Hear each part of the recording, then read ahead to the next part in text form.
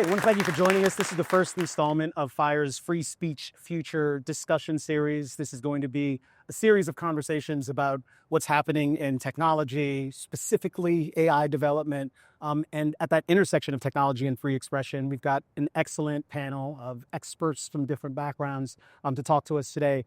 Andrew Mayne is going to be the first person to join us up at the front. Hey, what's up? Andrew, good to see you, brother. Andrew, we are surrounded by a bunch of interesting people, some industry insiders, some civil libertarians of various stripes, but it'd be great to just begin with an introduction of yourself. You are someone who was early at OpenAI. Could you talk to us about how early, the kind of work you were doing there, and what attracted you to that particular universe? Sure. So prior to working at OpenAI, I started back in 2020. Prior to that, I'd worked across different fields. I've been in entertainment business. I'd had interest in science and critical thinking. And then I felt like something was really happening in artificial intelligence. I felt like things were really starting to move. And when OpenAI announced GPT-2 in 2019, it felt like this is probably a big moment because it seemed like the capabilities improved a lot. And so I started, looking at the outputs from it, talking to people about it. And then somebody at OpenAI heard about that and gave me access to GPT-3. And at this point, language models although language models, literally, they're mostly, they're algorithmic. They're created by people thinking about how you mathematically approach this. And now all of a sudden, when you take a large corpus of text like the internet and all this other information and put it into an algorithm and say, okay, find patterns, understanding how language worked was really helpful. And so, I was a person who was very interested in artificial intelligence, but also writing. And so when I got access to GPT-3, I started showing them things you could do with it. And at the time, it really wasn't a job, but they said, do you want to come work for us? Because we need somebody who could do some prompt engineering.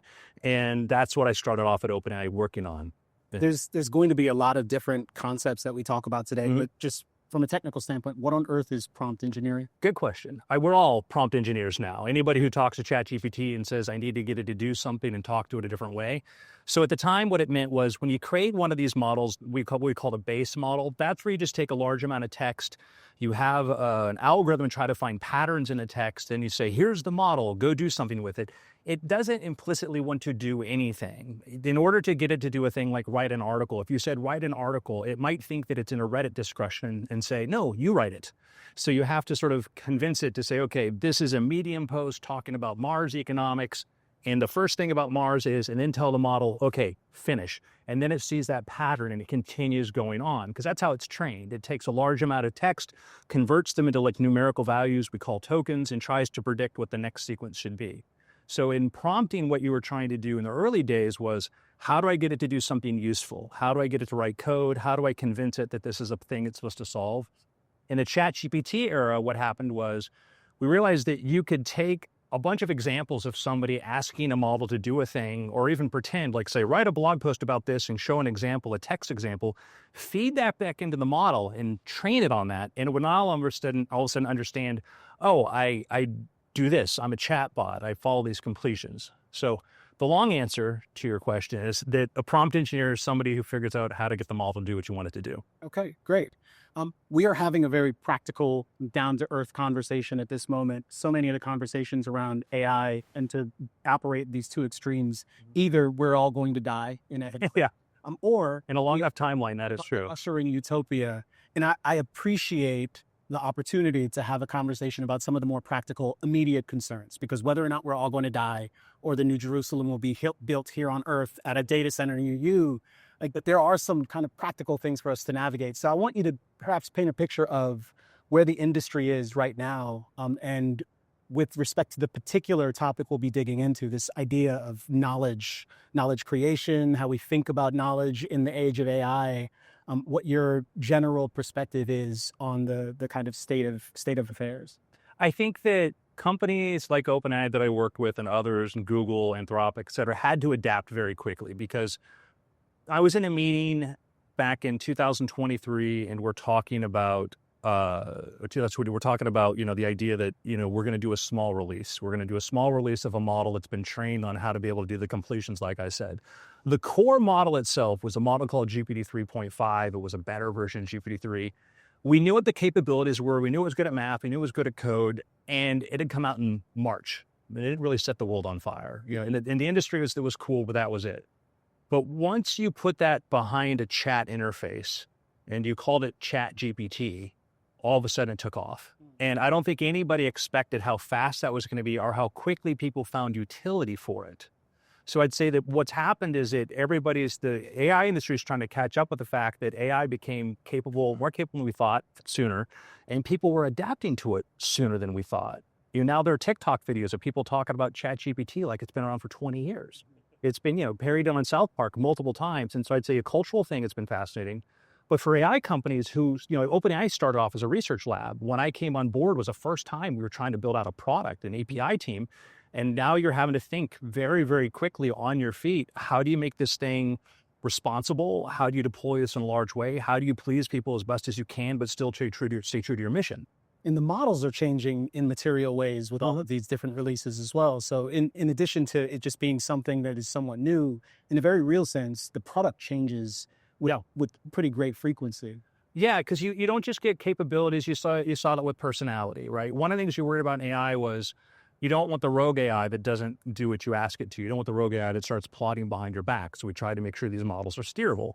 But if you make a model too steerable and you tell it, hey, I'm the smartest person in the world, the model's like, you're the smartest person in the world. And every idea you have is brilliant.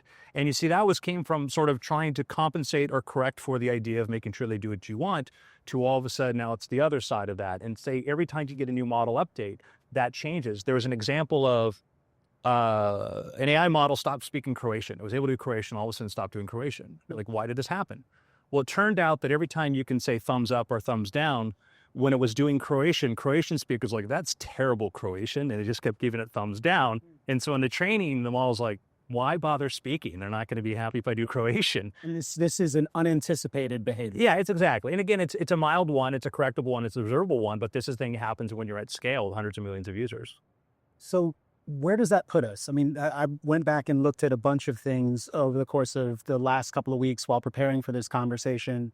And the different kinds of concerns that I would hear articulated, say 3-4 years ago about this universe, actually, in some respects, they're kind of the same. Certainly, the doomer utopian debate was going on back then, but it's also the case that as things have kind of changed much faster than anticipated, a lot of the concerns have become a little less theoretical and more immediate.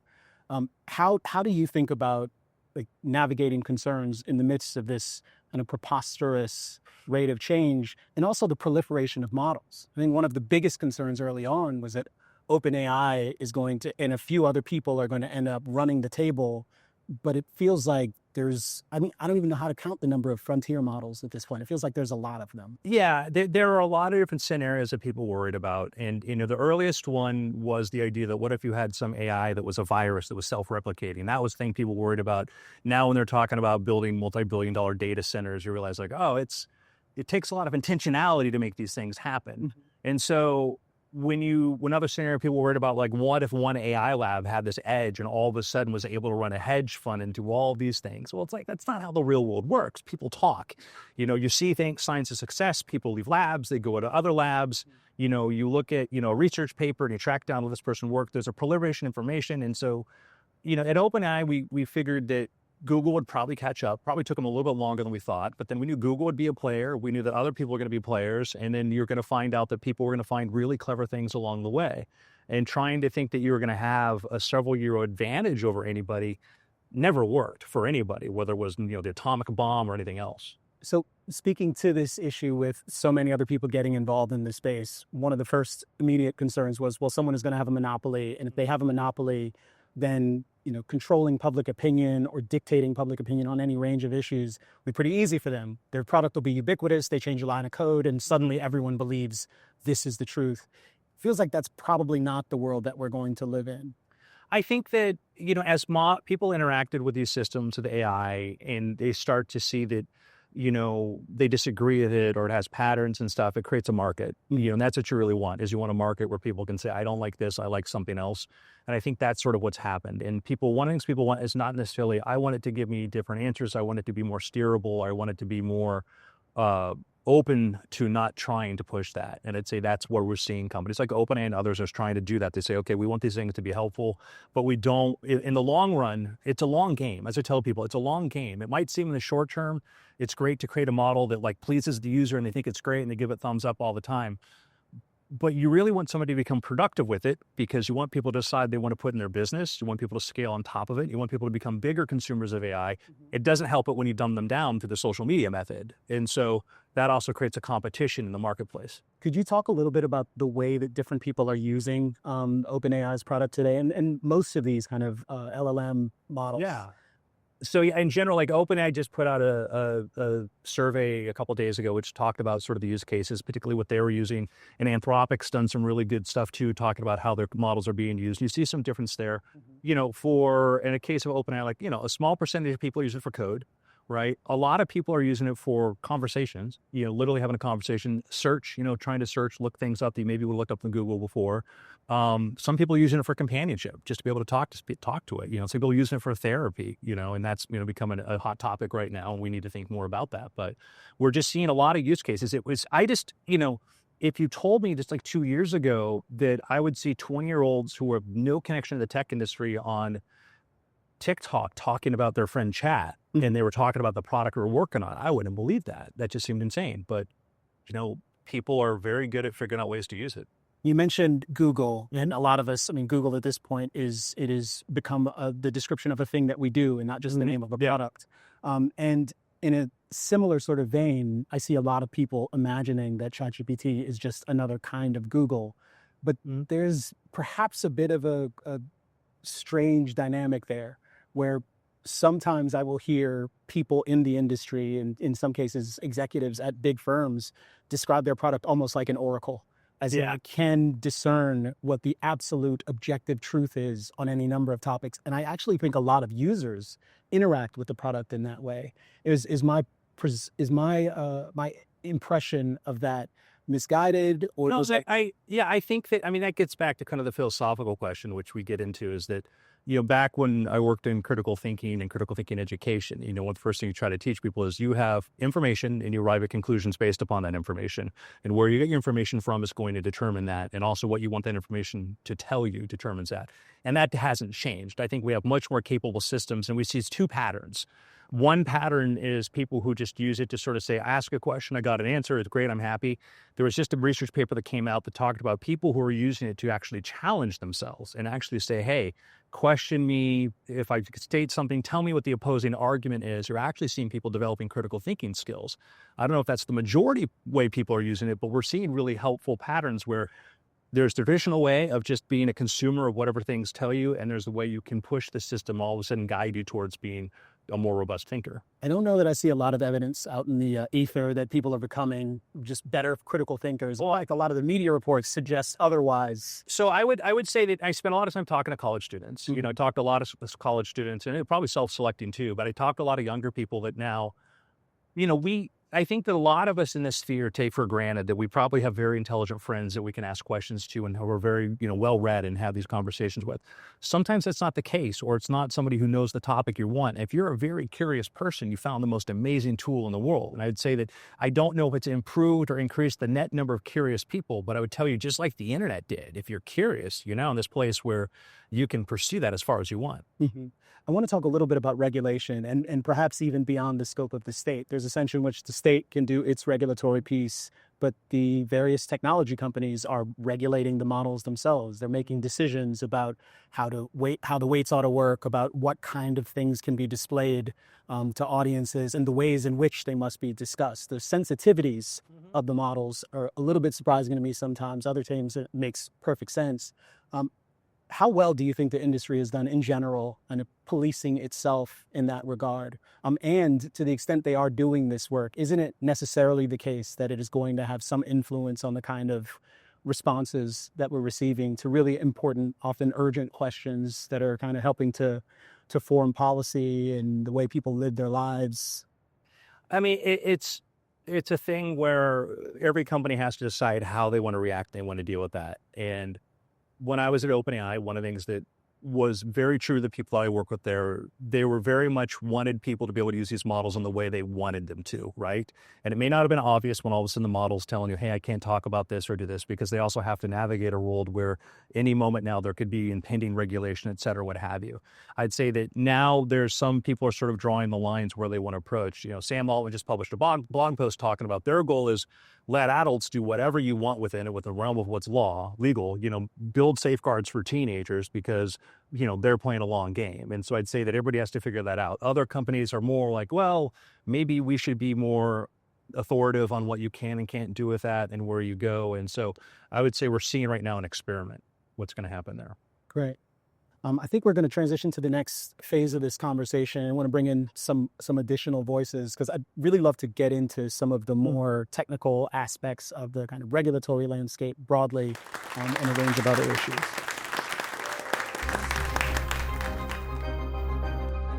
In a moment when large language models are becoming the engines through which billions make meaning and seek truth, the stakes couldn't be higher. Yet instead of building systems that prioritize intellectual humility and truth-seeking, we are training machines to lie. Government efforts and laws aimed at preventing algorithmic discrimination are already punishing uncomfortable facts. As Fire warns, if we get this wrong, we risk enshrining conformity at the very source of knowledge and silencing the dissent that truth depends on. Tonight's event brings together the people building and defending that future. Greg Lukianoff, president and CEO of Fire and a leading scholar of free speech history, focuses on how AI can accelerate our societal progress by promoting truth-seeking. Brendan McCord, founder and chair of the Cosmos Institute and a former AI strategist at the Pentagon, lays out open source tools from philosopher builders and asks the question, what should we build for? Andrew Mayne, novelist, inventor, and magician turned engineer at OpenAI, shows us where large language models can already help or hinder human creativity and innovation. Guiding the discussion is Kmele Foster of the Fifth Column, whose incisive curiosity cuts through culture war noise to ponder whether we'll let AI sharpen our search for truth or obscure it altogether. Gentlemen, I am delighted to be in conversation with you guys today. There's a lot that I want to talk about, a bunch of questions I have. I've been giving a tremendous amount of thought to these issues recently, both because of all of the news about the technology, which feels nonstop, but also because I use these tools every single day. And it's remarkable to kind of think about the pace of innovation, not just with respect to AI, but just in general. And I think a lot of times we forget that language is a technology, and it is a technology that has permitted us to do a whole number of really cool and interesting things. But as we've innovated, there's always been concerns about what these new tools mean to us, how they redefine the way we think about ourselves, our relationships to one another. Certainly the printing press is something that helped to kind of democratize thought in certain ways. And then you go from the printing press to broadcast, and broadcast in a way kind of takes you from a world that perhaps distributed things a little bit more to one where there were these particular silos of influence, and the internet largely democratized things and created a broader universe of people who had an opportunity to kind of share their points of view. And one of the really huge questions about AI is, how will AI change the way that we relate to one another and think about ourselves? Is it going to consolidate control again in certain ways and silo things? Will it further deliver on the promise of democratization of views? And relatedly, I mentioned language as a technology before. Greg, something we've talked about a lot of times in the past is how speech in general is this technology that allows us to do this thing called truth discovery. Yeah. And I'd love for you to perhaps open this up for us by kind of introducing us to exactly how you think about that process in the age that we find ourselves in with respect to all of the different emerging tech. Well, first of all, I want to thank Jonathan for hosting us, but I love this topic. I mean, whether we know it or not, every First Amendment advocate and lawyer is an epistemologist. We care about knowledge and how you create knowledge. And one of the least intuitive things, and we're designed, by the way, not to intuit this, is that the reality is extraordinarily hard to know. Our brains are designed for reproduction and survival. They are not designed for truth seeking, and they will lie to us in consistent and predictable, by the way, ways that will benefit us as survival and for being part of the tribe, to keep yourself from getting killed, to have stories that bind you together, to let you rationalize your own self-interest, because the best liar is the one who thinks he's not lying at all.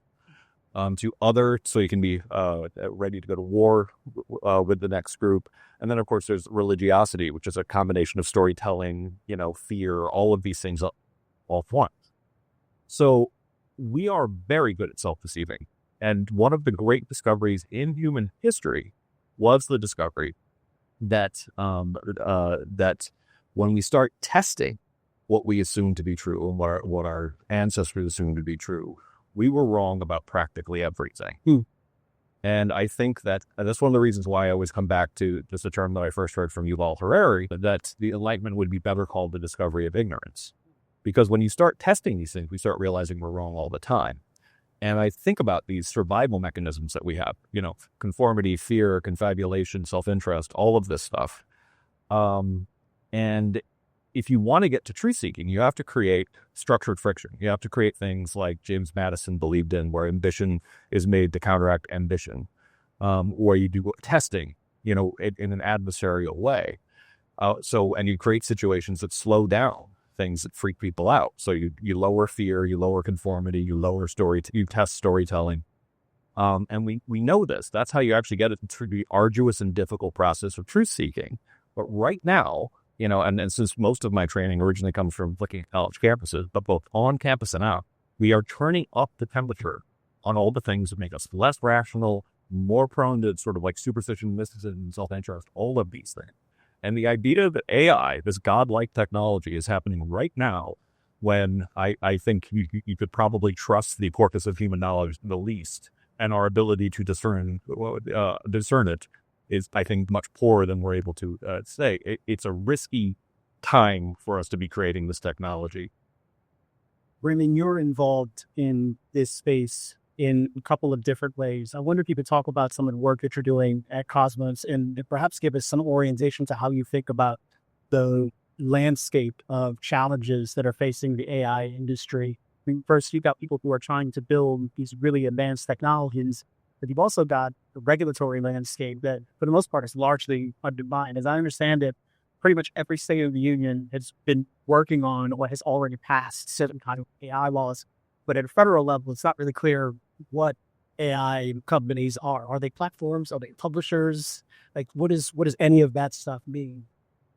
Yeah, I mean, the simple way to think about the AI landscape as I see it, kind of reductive, but you have the so-called godfathers of AI expressed in a kind of hubris on creation, Oppenheimer-like. They wish they hadn't done it. And then you have accelerationists pushing for us to build in the direction of supersession, passing the baton to something higher and better, because that's what physics dictate that we do. But so there are these very extreme views, the kind of extremes of hope and despair that I think refer back to our atavism, like you're pretty fundamental in human life, that have come to the fore. And it's highly factional in the AI community. In terms of where we see our role in that, Greg reminded me yesterday of his participation. And so I think, if we thought about what was the most important project that you could have been involved in the 18th century, late 18th century, it was the philosophy of the law pipe. And what I mean by that is it was taking the ideas of Smith and Montesquieu and Livy and Locke, and then translating it into a constitutional system that guides us today. That's, in a sense, nobody talked about it that way, but that's what was happening. What's the most important project today? I think it's taking those same kind of ideas and principles of a free society, but figuring out how we translate those into the planetary scale systems that are structuring human thought. Really civilization, operating system level stuff. And so we saw a gap. We saw a gap both because the reductionist tendency, particularly around like what it means to be human, like what it means to flourish as a human, is a very, very flattened view of that on both sides. And we saw the opportunity to create people like Benjamin Franklin that represent the best of, taking an idea. Franklin was, had a lot of ideas we hold dear. I think like that knowledge shouldn't be control of the church or the state. We thought that, dissent needed independent channels. But what did he do with those ideas? He built the lending library to spread knowledge. He built a system and exceeded a system of independent publishers outside of the Crown Press. Like, we need that energy in the AI community. And that's part of why we've kind of, partnered with FIRE to try to bring the prototyping energy of these great philosophically motivated. Andrew, when we were talking earlier, and you started with OpenAI, your aperture is quite a bit wider today, and that you do some consulting in the kind of wider industry. You're helping businesses find ways to integrate AI into their different processes. But I'm curious about the philosophy of the different companies that are building these models and the kind of conversations that they're having. Do they see I think for people who are free speech advocates and civil libertarians, a really obvious connection between these really foundational ideas about knowledge creation and truth discovery? But do they see the unique role that they play? How do they talk about it internally? Yeah, I think that it's something that they're all trying to figure out how to navigate. And I think, too, to kind of clarify something, when you talk about an AI model, and I use Benjamin Franklin as an example of this, you have two kinds of intelligence. You have crystalline and you have fluid. Crystalline would be the knowledge, all the facts, all the information you have about the world. Fluid would be your problem-solving capability. And I'll often say, if you brought Ben Franklin back from the 18th century into present day, his knowledge of the world today would be terrible, but he would still be very, very smart. It would be if we gave him a set of encyclopedias and said, hey, now you understand it, great.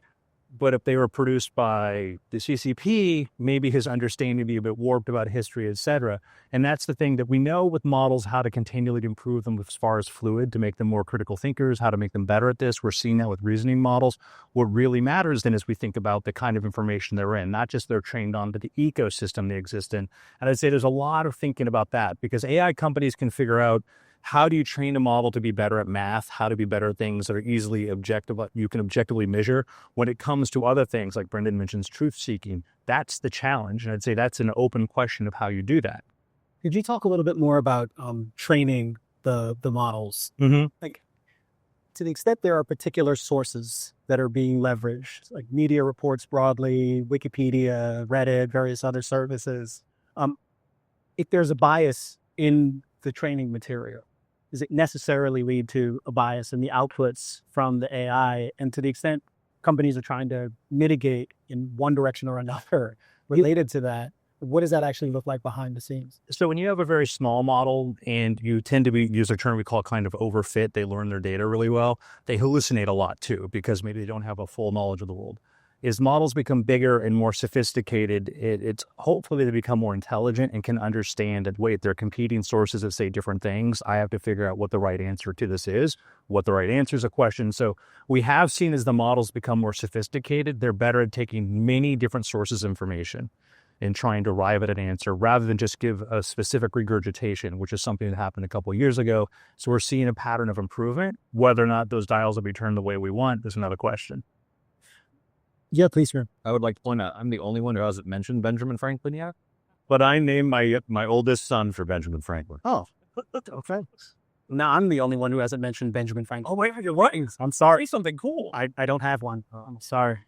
Okay. But I do want to stay on this for a moment. Just so the AI companies themselves are considering this, but they're also navigating these challenges. And you mentioned one technical challenge, hallucination. And that is kind of one among a myriad of different things that are kind of talked about openly. I know that there are attempts to deal with this problem from a technical standpoint, but it strikes me, Greg, that it's the sort of thing that I might expect to see some kind of regulatory approach to. And I'm not sure I have yet. I don't know if anyone is doing that. I do know that there are attempts to kind of force people to label outputs that they might be using in different contexts as kind of AI generated. Yeah. I wonder if you could just give us a sensibility about what the legal landscape looks like for AI from Fire's perspective. Okay, and I mean, sometimes like I have to explain. This is not an audience I feel like I'd have to explain this to, but why the First Amendment guy is like all into knowledge creation and this kind of stuff. Please. But the freedom of speech and knowledge creation are one and the same thing. It's not just that you need dissent in order to figure out what's true, because the way we find out what's true is subtractive. That essentially we don't get directly at truth. We subtract what isn't true. That's a scientific method, essentially, till we're left with a cloud around what might be true. We never fully get there, but if you can get to 99.9% of things that aren't true, you're pretty damn close. So I always saw this as, like if we get AI wrong, as a society, it's over for free speech in a lot of ways, because as real dystopian possibilities. But freedom of speech and, knowledge creation, particularly the subcategories of freedom of speech, academic freedom and free inquiry that Fire is especially specialized in, these are kind of one and the same thing. So we got interested in this very early, seeing how bad this potentially could be if it was regulated poorly. And the first time I testified before, the only time I testified before Congress on this particular issue, at least, and it was a just complete circus of testimony. Everybody on the panel was saying serious things, but it was embarrassing spectacle to watch. But I was there. I was asked by Jim Jordan, essentially, to show how like the liberals are going to use AI to censor everybody. And I appreciate the fact that he didn't stop me when I was like, no, I'm not gonna do that. I'm going to explain what's actually going on in Washington right now, because I live in D.C. and this was something that was transparent. Open philanthropy and other nonprofits were trying to scare the living hell out of everybody on Capitol Hill, so they would be so scared that they would hyper-regulate AI so that a handful of incumbents would actually be able to control AI, of course, for the greater good, or so they convince themselves, as oligarchs have, throughout history. And that's what I testified, that essentially this is what's going on right now. This is an attempt to get regulatory capture. And it was amazing for Mark Andreessen, when he talked about what was actually going on in the White House at the time, he was like, yeah, that's exactly what they were saying. Like they wanted only a handful of companies to have, access to the really advanced technology. And to me, from a truth-seeking perspective, that's utterly terrifying, because I don't want the same people who screwed up truth-seeking in higher education to what they would prefer the world look like as opposed to what it actually is, deciding what is true on the operating system for the entire planet. So thankfully that threat has subsided to a large degree. Sam Altman actually at TED this year even said he had sort of made a mistake in misjudging the competence of government in trying to proceed them along. I thought that was adorable, by the way. I was like, really, you misjudged? But so that was the first round. The latest round, just a bunch of laws, some bigger threats and greater threats. But the one that we mentioned, like in the opening, are these ideas of algorithmic discrimination laws. Mm-hmm. So the second, the most recent wave of sort of speech codes after this free speech movement on campus, the speech codes of the 1980s, those were all anti-discrimination codes, the way they were sold. They started with something that people on the left could never disagree with, that people shouldn't be discriminated against. Sure. But if you use that same sort of guilty conscience and say, and by that we mean say anything that could offend us. And eventually it became just that broad. Anything that could offend anybody basically on the left. So we know that this is a playbook that has happened before. It's common in the European Union now to have laws like this, but they've actually passed laws on algorithmic discrimination in Texas and in Colorado. Now, California as well? Not California yet, okay. At least not to my knowledge. And now what these actually say is, and there are different versions of them, but essentially they come down to this. If the knowledge that is generated by an LLM is then used to justify discriminatory behavior then somewhere down the road, then the LLM can be held liable for that information. Now, that is a great way to get you 100% away from the truth and to turn truth itself into just what get you sued, but as if it was actually what truth was. These are insanely bad ideas, and only a handful of us have really been pointing out how bad these are, partially because it's a hard concept for people to understand. So we're trying to do a better job of making sure that people understand how ridiculous and how bad these laws in various states are. I mean, that seems, and this is really for anyone, but it seems to mirror some of the things we were talking about earlier. I mean, the fact that you can have these kind of unexpected behaviors in the system, and in a very real sense, there are aspects of these tools that are something of a black box. We don't quite understand how we're getting certain outputs. So you don't know how you're getting the outputs. The outputs themselves, in every case, my account, are going to be something of a symphony. It's my interaction with the LLM that actually gives me particular kinds of outputs. It seems pretty insane to imagine that the liability for that would be on the provider of the service alone, as opposed to the individual who's utilizing the service.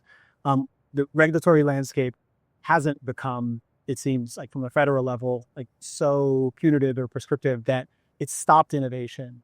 But is there a possibility that we arrive there perhaps inadvertently by just trying to do some of these smaller things that have these broader implications? I mean, the fact that you could be going after discrimination as a particular thing that you want to avoid, and at the same time impacting the entirety of the AI ecosystem and landscape, making perhaps the developers of these tools a lot more reluctant to release things into the wild. It seems like a pretty serious problem, but has it been a problem yet from your perspectives?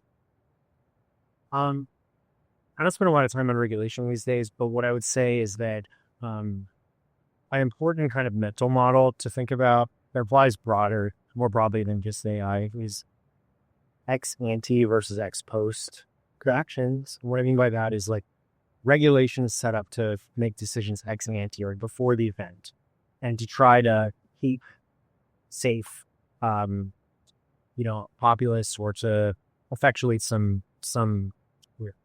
And then there are things that are ex post that are like product liability laws, where we have actual mishaps, actual things that happen, and then get adjudicated. And the latter is a much more adaptive, iterative approach, where we see things actually like happening in the world. We make law, and then through precedent, you start to see. So you end up having a formation of a kind of like evolved legal order. It's more like in the spirit of common law, if that makes sense. And I think the ex ante regulatory paradigm is it's impoverished in terms of its ability to bring useful information to bear on the regulatory systems. In other words, technology is moving really quickly. If we had done that kind of regulation prior to or during, early stages of past technological paradigms, we would have failed. And so it's a dominant tendency in Washington, like regulation is synonymous with this. But I would urge a deeper look at sort of the product liability paradigm, which has proven to be a very fast evolving paradigm of law. The regulatory landscape that's in place today, does it feel conducive to greater innovation? Do we have enough players in the space from your standpoint? And I know you've kind of got a bit of a foot in one camp, but yeah, I suspect you could speak to that question for yes. Yeah, but I'm also a market guy, so I very much believe that the more people who are able to compete, the better we're all going to be, and even the competitors will be. Mm-hmm. I think the challenge is that we know that AI is going to be disruptive. Everybody understands it's going to be disruptive. The scale of the disruption, what's on the other side of it, is a matter of discussion. I'd say that certainly for AI companies, they know that it's going to be hard for regulators not to want to regulate. And often, sometimes they might find themselves signing on to things, not because they want it to be, because it is the least terrible thing. And, coming from spending, my earlier years working in, the free speech area, the free market world, is it, any kind of regulation, feel like I should be outside shouting in the building saying, no, don't do that. But when you're inside the building, trying to build a product, trying to put it out there, you're trying to find the most expedient way to do it. I'd say that the challenge has been is that I've watched a lot of terrible proposals that were technically not very sophisticated, that were quickly outdated by they started. And I remember watching when I was younger, Clipper chip, that was one of the first examples of a thing like, no, we got this, give us back door, everything will be fine. And then, it turned out that it was a couple of years later, somebody actually figured out how to hack that back door. And had we done the thing the government told us to do, mm-hmm. we would have had the most wide open security problem you could have imagined.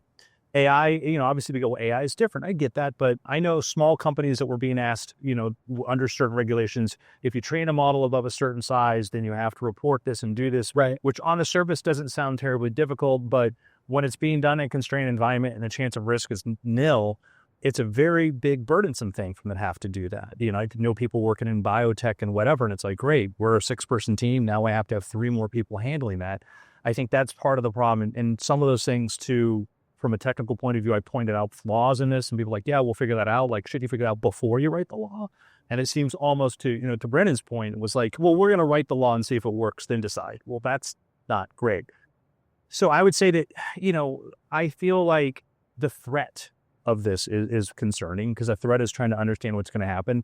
And I think as we face more disruptions, we run the risk of all of a sudden certain regulations put in place that are going to be overall harmful to growth and helping most people reach prosperity. Mm-hmm. Well, when you were at OpenAI, what was your interactions with the government like?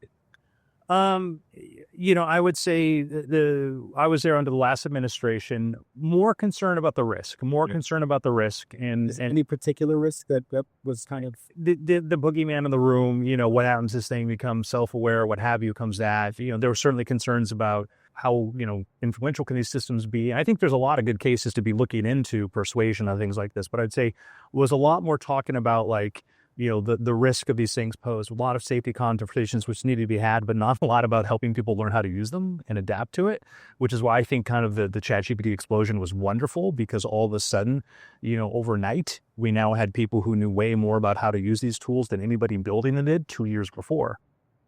It's funny, like in addition to the apocalypse or utopia conversation, now one of the bigger conversations happening is there a bubble? Yeah. And even Sam Altman has alluded to the fact that there seems to be something of a bubble, but it also seems to me that you had a bubble in the internet. Yeah. It's not as though it didn't become this amazingly disruptive. It turned out the internet was a good idea. Yeah, the resources were allocated in weird ways. Yeah. Rid of pets.com, and things still proceeded to where they are now. So it seems like no matter what, this is going to be hugely consequential. This question of whether or not people are learning to use the tools the right way, certainly a lot more people are on ChatGPT, but it is still the case that my mom, when she uses these tools, and she does, expects it to give her a completely accurate answer. Like, she imagines that it's something like an oracle. And I suspect a lot of users are approaching it that way as well. What is more of a challenge at this point? Is it the fact that the kind of competitive landscape is perhaps not as robust as it should be? Is it the fact that there's this kind of specter of regulation? Or is it the fact that people have a kind of patchwork of ideas about what these tools are and what they're good for and how to utilize them? I mean, I'll take a swing at that. So I think humans are really good at developing. They're really good at developing the type of knowledge that is really good. I guess it's those art, it's things. Probably need to know something bread, like literally to know the bread recipe, but also like a sensory motor kind of, understanding to make bread. Then, Google is like, I skipped over ahead a lot. That's all right. Google, like, bread becomes more of a search problem. Like, I remember need bread, but I could find a recipe. And so that's more of like, that's a different region of the, the brain. And it's just an example of like an adaptation that we've made. I suspect that the kind of adaptation we need, like that we would do well to hasten making, is we need to develop a position in relation to something that could do thinking for us, if that makes sense. Like we've never before had that. And you and I talked a little bit about, the long-standing critiques of, we're going to offload something, right? Plato brings this up in the 4th century in the Phaedrus, saying that writing is actually could be problematic. Yeah, books were the technology. Like, people writing stuff down, and they're not going to remember anything anymore. The technology by which he delivers this critique actually is delivered, right? And he does it for some ways that, for some reasons, we would agree with. Like he says, writing books don't talk back, right? He believes in dialectic. I do too, But one of the claims is that it's going to weaken our memory, because we're going to put stuff out there. It's going to weaken our memory. That'll atrophy. And you might look ahead and you'd be like, that's ridiculous, because all this crystalline knowledge, now exists like outside of us, and we're better off with it. In fact, one of my favorite quotes is by a mathematician, Alfred North Whitehead, who says that the measure of civilizational progress is the number of important operations of thought that we can perform without thinking. So he's basically saying we need to up, and that's how we build the artifice of civilization.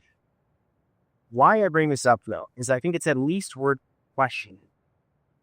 When we can externalize deliberation, when we can externalize or when we can offload the choice about how to live, to something that your mom thinks is an answer, right? I'm actually less worried about the accuracy in the case of your mom.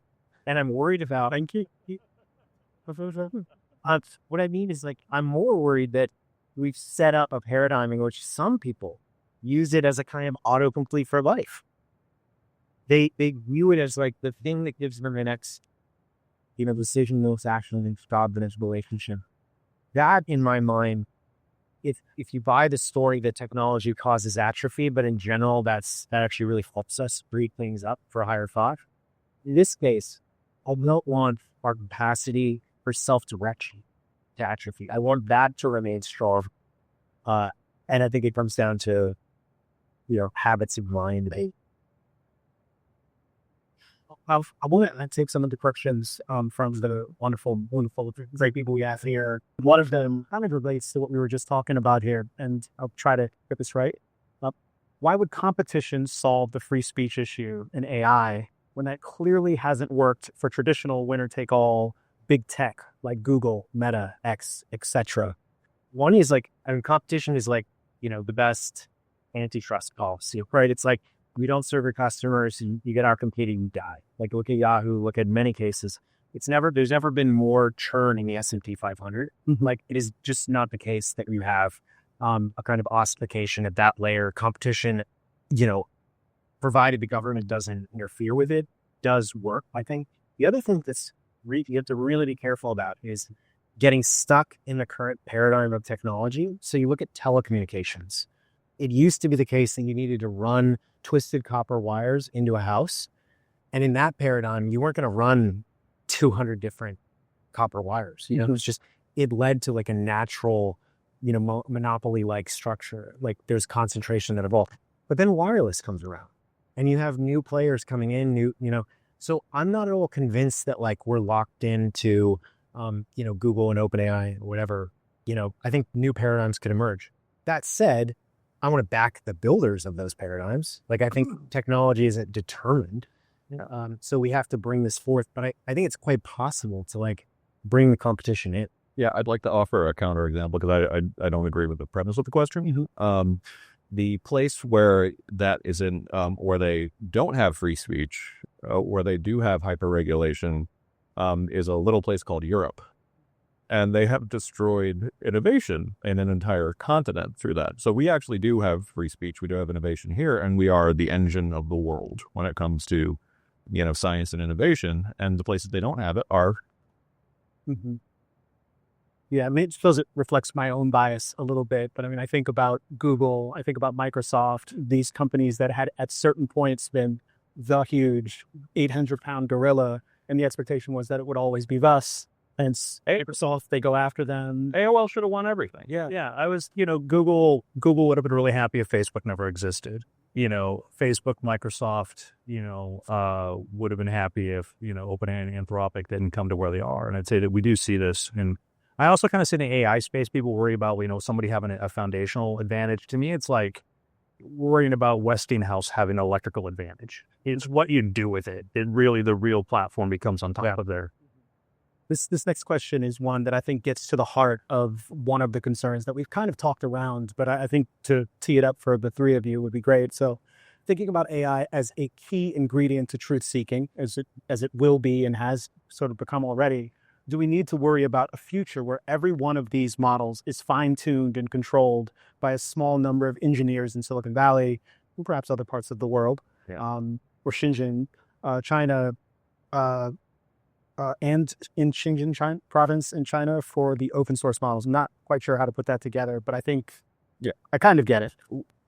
So, yes, but we can think about it and we can like unpack it a little bit. So, and in your unpacking, like, let me know if that's an accurate rendering of what we're looking at today, that there's just a couple of models, they're kind of controlled by a couple of people.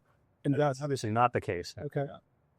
So I think a couple of things I'll say is, is just like the point makes sense to me that you don't want a small number of models or a small number of personalities, like the Grok versus the Claude kind of thing. Like, just like, John Stuart Mill would have hated a world of, 5 personality types, right? He wanted originality. He wanted it to that's a huge part of what the epistemic condition is for truth seeking.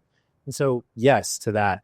But I would also maybe make a subtle point here, which is that if a model tends to provoke debate, stimulate inquiry, then that has itself an opening the aperture effect. In other words, like a model that is set up to kind of nudge us in one direction or another, or a model that is really opinionated on what is true and false, like a sort of like centralized fact-checking type model, in my mind, is categorically different from a model that like widens the aperture by just saying like, look, have you thought of this? Or being a bit of a provocateur, because that itself opens up the space of, contestation.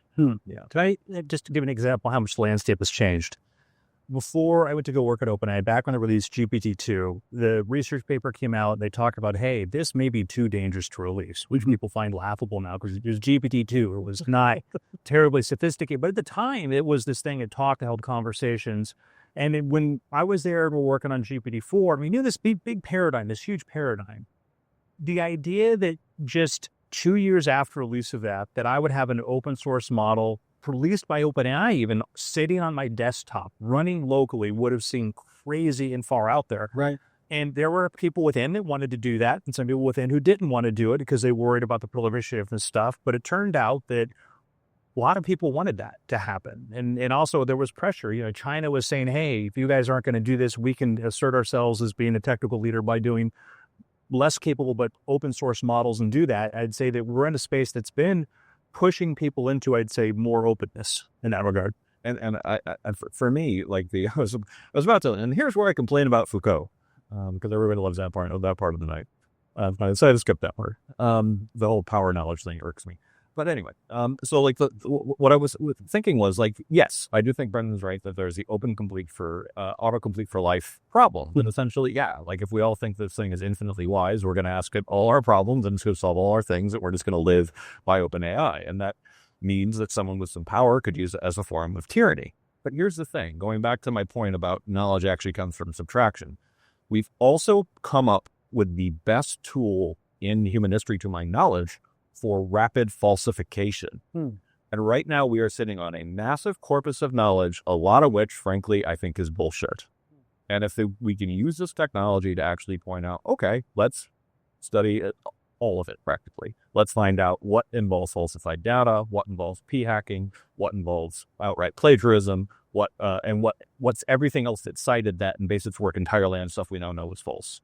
And here's the thing, that may sound like we're destroying knowledge, but that's how you create knowledge. You create knowledge by slashing it down. So I think the potential of AI as specifically a falsifier could be one of the greatest boons for human knowledge in history. We went through a lot of decisions during the pandemic that we were taking sort of like, these are the experts, and going back in the literature and finding things about like, specific weights of viruses and stuff like, oh, this is actually more likely to be not on the surface, it might be airborne, et cetera. There are a lot of things there that just, had there been better tools, I don't know that we would have arrived at better answers, but we would have had a better chance at that, instead of just saying, well, this person's held this job for 18 years. Clearly, we got to do what they've been telling us to do. We probably got to wrap soon. I want to talk a little bit about the kind of technology we're building, and building off something that you mentioned a moment ago, like this sort of technology that people actually want. And the idea of leveraging these tools so that we can become better Socratic thinkers and kind of interrogating the ideas that we are perhaps entertaining, whether they're our ideas or someone else's, is very appealing to me. I'm curious if there's actually a market for that. And I'm curious about this question as well, which seems to relate to that somewhat, which is, if humans are self-rationalizing and self-interested creatures, how do we avoid building that into AI? And I perhaps add on to that, why wouldn't that motivate people to gravitate towards AI that's giving them answers that they want to hear? I know that there are certain models out there, like Grok, for example, where the team behind it and perhaps the individual behind it have a very particular motivation. This is going to be a truth machine, and it's not going to be woke. It will give you the objective answer to things. And I think that has perhaps some general problems because objective answers often aren't available. But I'm curious how you guys would address that. Yeah, tiny story. So years ago, I was involved in the kind of the skeptical community and kind of convincing people like UFOs and ghosts probably aren't real. Okay. And maybe. When did you stop being wrong about that? I realize that, if you want to believe it's fine, I'm open to it. I like for them. But, the thing that I realized, the battle we fought way on when I started this as a teenager was prior to the internet, you went to the library and whatever your local librarian put on the shelf was what you're going to have. Sure. When somebody came to town who was a psychic or whatever, they would have the religion editor do it, not the science editor. And so we were in this very selective world where it was really hard to understand even things that should obviously be kind of probably suspect weren't. Then the internet happened. And one day I realized I can find the answers if I want to. And that changed everything. Before I couldn't because I was limited by the information around me. And so I feel we're positive about this and by finding answers, I could be like, no, can I keep seeking more sources and whatever like this? And so I feel very good about where we're headed now because maybe I don't, I don't feel like this is objective. I don't feel like this is giving the full story. So I'd say we're in a place now where you can pick and choose, Yeah.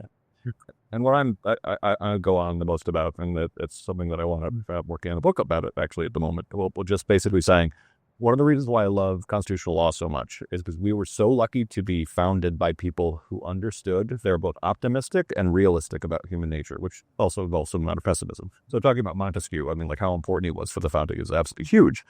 And the way that you accept humanity as it is, but still expect good results is not saying, pinky swear to be better, pinky swear to be more curious. Maybe if we just taught people to be curious early on, everyone will be curious. That's not the way it works. You should teach them to be curious, but that's not what you should count on. What you should count on is structured friction. And that basically means scientific method. And I'm a big advocate for entirely new institutions that exist to poke holes in what we think we know. Because right now, I feel like a lot of our knowledge-producing industries, journalism, higher ed, are just too chummy and too groupthinky. And I think, technical terms. And essentially, like what you need are new institutions or supercharging existing ones, where the whole point is that they are there. They have separate motivations, they have separate incentives, but they also have firm rules to be like, I'm going to poke holes in what you think is true to try to figure out what actually is true. I think about this a lot because I think about things that might help, with free speech and that sort of thing, but that take the form factor that is analogous to telling somebody to like eat more broccoli. Okay. It's like, it's sort of like, okay, yeah, we could have AI that stimulates inquiry. It's like, yeah, we could all eat vegetables and, hopefully we all do. But the market is very demanding, and like we have to think about that. So what I tend to think about is like, what are the right like wedges to sort of get in? Like the Bloomberg terminal comes to mind. I don't know if you guys know, I've used the Bloomberg terminal. It's like very bad user experience, but but people pay a lot of money for it. And why do they do it? Because they want decision quality. Like it's like they don't want just the answer. They want like inputs to a pretty high stakes decision that they are going to make as humans. And they pay a subscription fee. It's very expensive. And so I think like the business model, the use case, so think about that. We can sort of build out from, and maybe not all parts of the market. What are the jobs to be done at like 10:30 at night after a long days? Like we just want to like zone out. And I think that's going to be a hard one to crack, for example. But when you're focused on decision quality, it does matter. The other reason why this is so important is, even accepting that there's limited sympathies, as David Hume would say, like that's a fixed feature of human nature. Our self-interest operates over different time horizons. So a self-interest that drives us to dopamine is quite different from the self-interest that drives, Andrew to like learn about the memory, to be able to do this. Like we do at some level want to be, better, or at least to be the kind of person we want to be. The early moderns would have called this self-interest properly understood. Like, so we can play into that a little bit. And the nice thing about it is that when you get that part of human nature out, this like iterative improvement type nature, we tend to want it more. Like, we actually like, we'll always want sort of like moving and offloading or window bringing hits, but we tend to like value those other things more, like freedom. Freedom is a thing like that. When you have freedom, you tend to value it more. Like, I think that bodes well for it. It meets at a strategic decision point, but it means that if we can get on the right track, like you could see people demanding that. Even when you look at a platform like TikTok, and we have one idea of what we think the content is on there, when you start to drill down, and it's a lot of people wanting to learn about things in the world, but it's presented in an easy to consume fashion, and it's also prone towards misinformation and stuff, but people are driven by wanting to know how the world works. And I mean, simply, like, it's one of the things where you got to explain, like, sometimes, I'll get this kind of, like, sophisticated kind of argument of, for people, they do not want to, they just want their lives, the ones that will work for them. Everything. But when it comes down to it, I think they're overthinking truth. Like, truth is something that people want to a large degree. They want to know, like, who's the most reliable person, and they want to know if the institution is if the place they're going is like a high quality. They want to make sure that someone, that people, that people are trustworthy. They want to make sure that they're not devoting their lives to working on a problem that doesn't in fact exist. So, like, the practical value of truth, even though, like, we're not that naturally truth seeker, we do want to know the truth, because otherwise you'll end up tipping against, with phantoms of ours. Before we get out of here, I want to ask one more question, Wink. And what I'm curious to know is if you could give me an aphorism or a particular concern, or even a particular thing you're really optimistic about when it comes to the current landscape with the near future of AI. I don't want you to tell me if we're going to create utopia or we're all going to die. And if we're all going to die, it doesn't really seem to matter much. So you don't have to talk about that. The sun is going to explode too. That's fine. Right now we're here. So talk to me about maybe the next couple of years here. What are you expecting? What are you excited about? What are you most concerned about? I think that each micro abdication of choice will feel harmless, natural. I think you'll be tempted more than you've ever been tempted before to use AI as an autocomplete for life. And I think you have to resist that. It's a choice that you have to make. And you have to do it while you remember what it means to choose. I think it has never been a better time to be a builder, no matter where you're at, who you are, what station in life you are, education. We've seen a couple of moments in life where things have had tremendous amount of possibility for people who came into or new. If you just learned about that there was a thing called AI right now, and you spent the next 6 months learning how to use this tool and opening it and trying to figure out its strengths, its weaknesses, you're going to be an incredible advantage. But not everybody's going to choose that. But I think that we're entering this point where for people who want opportunity, we're going to see that. I've looked for historical examples of that, and we've seen some sort of in the mechanical revolution. We've seen that with, the typewriter. The typewriter was an incredibly interesting piece of technology because people who were relegated, in particular women, to having to do, if you came from the wrong class and you had never had the educational opportunity, there wasn't a chance of upward mobility, but all of a sudden there was this new device that was, to other people, was confusing. They didn't want to bother to learn it. So a woman could go off to secretarial school, learn how to use the typewriter, and then go into an office she never would have been able to have the chance to do before and be part of that. And then all of a sudden we saw an uplifting of a lot of people. And I think ChatGPT and these tools are like that. I see so many stories of people every day who start to embrace this, and I'm excited about that.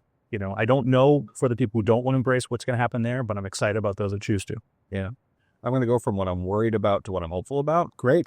And what I'm worried about right now is that people need to understand how grave the global picture is for freedom of speech. I mean, my mom's British, my dad's Russian. Obviously freedom of speech, I think, existed in Russia forever.